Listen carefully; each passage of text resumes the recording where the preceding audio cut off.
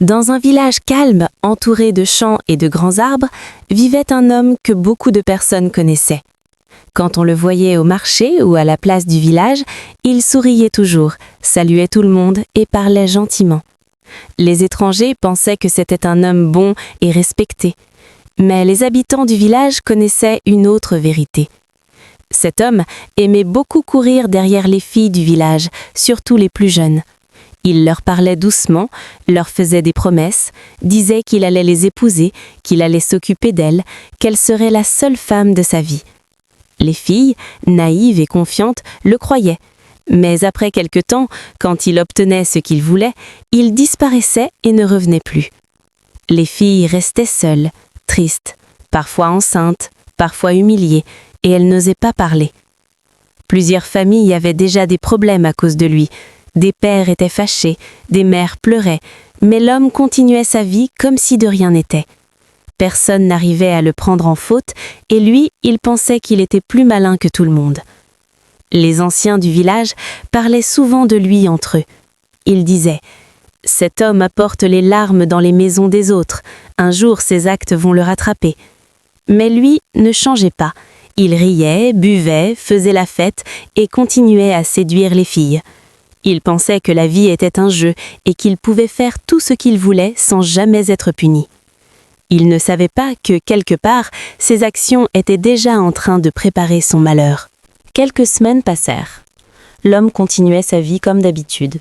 Il sortait le soir, buvait avec ses amis, séduisait des filles et rentrait tard dans la nuit. Pour lui, la vie était simple, s'amuser aujourd'hui et penser à demain plus tard. Un soir, il revenait d'un village voisin où il était allé à une fête. Il faisait déjà nuit. La lune éclairait un peu le chemin et on entendait seulement les bruits des insectes et du vent dans les arbres. Le chemin était presque vide et il marchait seul. En avançant, il vit une femme debout au bord de la route. Elle était seule, immobile, comme si elle l'attendait. Il fut surpris parce que ce chemin était dangereux la nuit et les femmes ne restaient pas seules à cet endroit à cette heure. Quand il s'approcha, il vit que la femme était très belle. Elle portait un pagne propre, ses cheveux étaient bien attachés, et elle avait un regard très calme. Mais il y avait quelque chose d'étrange chez elle. Elle n'avait pas l'air d'avoir peur, et elle ne semblait pas perdue. La femme le regarda et sourit doucement. Elle lui dit « Bonsoir, je savais que j'allais te rencontrer ici. » L'homme fut surpris et demanda « Tu me connais ?» La femme répondit « Oui, je te connais. Beaucoup de personnes te connaissent. On dit que tu es un homme qui aime beaucoup les femmes. » L'homme se mit à rire. Il était flatté. Il aimait quand on parlait de lui comme ça. Il commença à marcher à côté d'elle et ils discutèrent. La femme parlait calmement. Elle était gentille et elle semblait très intéressée par lui. Elle lui posait beaucoup de questions sur sa vie, sur les femmes qu'il avait connues, sur ce qu'il aimait. Plus il parlait, plus l'homme avait envie d'elle. Il pensait déjà à la séduire comme les autres. Pour lui, c'était encore un jeu facile. Après un moment, il lui dit « La nuit est déjà avancée, tu ne peux pas rester dehors. Viens chez moi pour dormir. » La femme le regarda encore longtemps dans les yeux, puis elle dit doucement « Je peux venir, mais rappelle-toi d'une chose.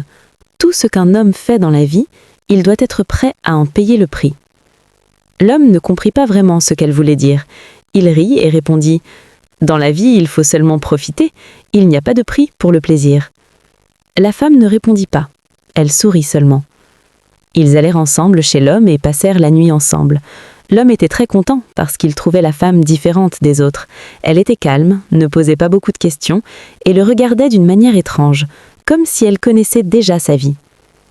Au milieu de la nuit, l'homme se réveilla un moment. Il vit la femme assise sur le lit qui le regardait sans parler. Il trouva cela un peu étrange, mais il pensa qu'elle ne dormait simplement pas. Il se rendormit. Le matin, quand il se réveilla, la femme avait disparu. La porte était fermée, la fenêtre aussi. Il regarda partout dans la maison, mais elle n'était plus là. Elle n'avait rien pris, elle n'avait rien laissé, comme si elle n'avait jamais existé. L'homme fut surpris, mais il ne réfléchit pas beaucoup. Il se dit simplement « Ce n'est pas grave, je vais sûrement la revoir un jour. » Il ne savait pas que cette nuit allait changer toute sa vie. Le lendemain matin, l'homme se réveilla un peu fatigué, mais il ne trouvait rien d'anormal au début. Il se leva, se lava le visage et sortit prendre de l'air devant sa maison. Le soleil était déjà levé et le village commençait à s'animer. Les femmes balayaient les cours, les enfants jouaient et les hommes se préparaient pour aller au champ. Mais après quelques minutes, il commença à ressentir une gêne dans son corps. Ce n'était pas une douleur forte, mais quelque chose d'étrange, surtout dans sa partie intime. Il pensa que ce n'était rien de grave. Il se dit « peut-être que c'est juste la fatigue ». Il décida d'ignorer ça et continua sa journée. Il alla au marché, salua ses amis, ria un peu, mais il n'était pas vraiment à l'aise. La gêne devenait plus présente. Par moments, il faisait des grimaces sans s'en rendre compte. Un de ses amis lui demanda « Tu es sûr que ça va? Tu ne sembles pas bien aujourd'hui ?» Il répondit rapidement « Non, non, tout va bien, c'est rien. » Mais au fond de lui, il savait que quelque chose n'allait pas. Dans l'après-midi, la situation devint pire. La gêne se transforma en douleur, une douleur étrange, difficile à expliquer. Ce n'était pas comme une blessure normale, c'était comme si quelque chose bougeait à l'intérieur de lui. Il commença à paniquer. Il rentra rapidement chez lui et s'enferma. Il ne voulait pas que les autres le voient dans cet état. Il s'assit, respira fort, essayant de comprendre ce qui lui arrivait.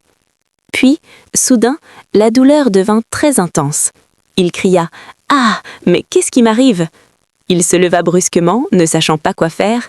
Il avait l'impression que son corps ne lui appartenait plus. La douleur venait par vagues, de plus en plus forte. C'est alors que quelque chose d'encore plus terrible arriva. En regardant son corps, il remarqua un phénomène étrange et effrayant. Il vit que quelque chose sortait de sa partie intime. Il recula de peur, les yeux grands ouverts. Non, ce n'est pas possible. Il tremblait. Son cœur battait très vite. Il n'arrivait pas à comprendre ce qu'il voyait. Il essaya de se calmer, pensant qu'il faisait peut-être un mauvais rêve. Mais ce n'était pas un rêve. La douleur continuait et le phénomène se répétait. L'homme était maintenant complètement paniqué. Il commença à pleurer. « Aidez-moi, quelqu'un !» Mais il était seul dans sa maison. Après un moment, il prit une décision. Il devait aller voir quelqu'un. Il ne pouvait pas rester comme ça. Malgré la honte et la peur, il sortit de chez lui et se dirigea vers le guérisseur du village. Il marchait difficilement, regardant autour de lui pour être sûr que personne ne remarque son état. Quand il arriva chez le guérisseur, il entra sans même saluer correctement. Le guérisseur, un vieil homme calme et respecté, le regarda attentivement. « Mon fils, qu'est-ce qui t'amène dans cet état ?» L'homme, tremblant, répondit « Père, quelque chose ne va pas, j'ai très mal et il y a quelque chose d'anormal. » Le guérisseur lui demanda de s'asseoir et de se calmer. Après avoir observé et écouté, le visage du guérisseur changea. Il devint sérieux, très sérieux. Il dit « Dis-moi la vérité, tout ce que tu as fait récemment, ne cache rien. » L'homme hésita. Il avait honte, mais la douleur était trop forte pour mentir. Il raconta tout, la fête, le chemin, la rencontre avec la femme, ses paroles étranges, la nuit passée avec elle et sa disparition le matin. Le guérisseur resta silencieux pendant quelques secondes. Puis il dit lentement « Mon fils, tu n'as pas rencontré une femme ordinaire. » L'homme sentit la peur monter encore plus. « Que voulez-vous dire ?» Le guérisseur répondit « Cette femme n'est pas comme les autres, et ce qui t'arrive aujourd'hui n'est pas une simple maladie. » L'homme commença à trembler encore plus. « Alors, je vais mourir ?» Le guérisseur ne répondit pas directement. Il regarda ailleurs, comme s'il réfléchissait profondément. Puis il dit « Ce que tu vis ressemble à une punition. » Ces mots frappèrent l'homme comme un coup. « Une punition? Mais pourquoi ?» Le guérisseur le regarda droit dans les yeux et dit « Pose-toi la question. Combien de filles as-tu fait souffrir? Combien de larmes as-tu causées ?» L'homme baissa la tête. Il ne parla pas. Pour la première fois, il commençait à comprendre que ce qui lui arrivait pouvait être lié à tout ce qu'il avait fait. La douleur continua, plus forte, plus insupportable. Le guérisseur se leva et dit « Je ne peux pas régler cela seul. Il faut appeler les anciens du village. Cette affaire dépasse une simple maladie. » L'homme, effrayé, comprit que son problème était devenu grave, très grave. Et au fond de lui, une pensée commençait à naître. Et si les paroles de sa mère étaient en train de se réaliser? Les anciens du village furent appelés chez le guérisseur. Quand ils arrivèrent, ils trouvèrent l'homme allongé sur une natte, en train de gémir de douleur. Il n'était plus le même homme. Lui qui marchait toujours avec fierté avait maintenant le visage rempli de peur et de honte. Le guérisseur expliqua toute l'histoire aux anciens, la rencontre avec la femme mystérieuse, la nuit passée avec elle, sa disparition, puis la maladie étrange qui avait commencé le lendemain. Les anciens se regardèrent en silence. L'un d'eux, le plus vieux, prit la parole. « Il y a des choses dans ce monde que les yeux ne voient pas, mais qui existent. Cet homme a peut-être touché à ce qui le dépasse. » Pendant qu'il parlait, l'homme cria de douleur, encore une fois. Le guérisseur demanda qu'on ferme la porte pour que peu de personnes voient ce qui se passait, car la situation était honteuse et terrible. La vérité était que la maladie dont l'homme souffrait était très étrange et très effrayante. Des vers de terre sortaient de son pénis, et cela lui causait une douleur insupportable. Chaque fois que cela arrivait, il criait, pleurait et demandait pardon, même si personne ne lui avait encore demandé pardon. Les anciens comprirent que ce n'était pas une maladie normale, ce n'était pas quelque chose qu'on soigne seulement avec des plantes ou des médicaments. Le plus vieux des anciens demanda à l'homme « Dis-nous la vérité, combien de filles as-tu trompé? Combien de filles ont pleuré à cause de toi ?» L'homme pleurait maintenant comme un enfant. Il répondit « Je ne sais même plus. Elles sont nombreuses. Je leur promettais le mariage, puis je partais. Je pensais que ce n'était pas grave. » Un autre ancien frappa le sol avec son bâton et dit « Tu pensais que ce n'était pas grave, mais chaque fille que tu as trompée pleurait, et quand une fille pleure à cause d'un homme, la terre entend. » Le guérisseur parla doucement. « La femme que tu as rencontrée n'était pas une femme ordinaire. Elle était peut-être un esprit envoyé pour te punir ou pour arrêter ce que tu faisais aux filles du village. » Quand l'homme entendit cela, il se rappela les paroles de la femme. Tout ce qu'un homme fait dans la vie, il doit être prêt à en payer le prix. Il commença à trembler. Elle me l'avait dit, mais je n'ai pas compris. Je pensais qu'elle plaisantait. Les anciens décidèrent alors d'appeler certaines familles dont les filles avaient été trompées par cet homme. Quand les familles arrivèrent et virent son état, certaines femmes dirent « C'est Dieu qui l'a jugé ». D'autres dirent « Ce sont les larmes de nos filles qui sont devenues sa maladie ». L'homme pleurait et demandait pardon à tout le monde. « Pardonnez-moi, je ne savais pas que je faisais autant de mal. Pardonnez-moi !» Mais les anciens dirent « Le pardon existe, mais les actes ont toujours des conséquences. » Le guérisseur essaya de faire des traitements traditionnels, donna des plantes, fit des prières, mais la maladie continuait. Les vers continuaient de sortir et l'homme devenait de plus en plus faible. Il ne mangeait presque plus, il ne marchait plus et il restait allongé toute la journée. Tout le village parlait maintenant de cette histoire. Les parents utilisaient son exemple pour parler à leurs enfants. Les mères disaient à leurs filles de faire attention aux hommes menteurs, et les pères disaient à leurs fils de respecter les femmes. L'homme comprit enfin que toute sa vie, il avait joué avec la vie des autres comme si ce n'était rien. Mais maintenant, il payait le prix de tout ce qu'il avait fait. Un jour, il demanda que tous les jeunes hommes du village viennent le voir.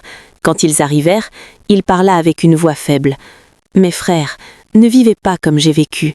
Je pensais que j'étais fort, que j'étais intelligent, que je pouvais tromper tout le monde. Mais aujourd'hui, regardez-moi, je suis devenu un exemple de honte et de douleur. Respectez les femmes, ne jouez pas avec leur vie, sinon un jour, la vie va vous rattraper. » Les jeunes hommes restèrent silencieux. Personne ne riait, personne ne parlait. Ce jour-là, tout le village comprit que cette histoire ne serait jamais oubliée. C'était devenu une leçon pour tout le monde. Les jours passaient, et l'homme devenait de plus en plus faible. Il ne pouvait plus marcher, il ne pouvait presque plus manger, et il passait tout son temps couché sur une natte dans la maison du guérisseur.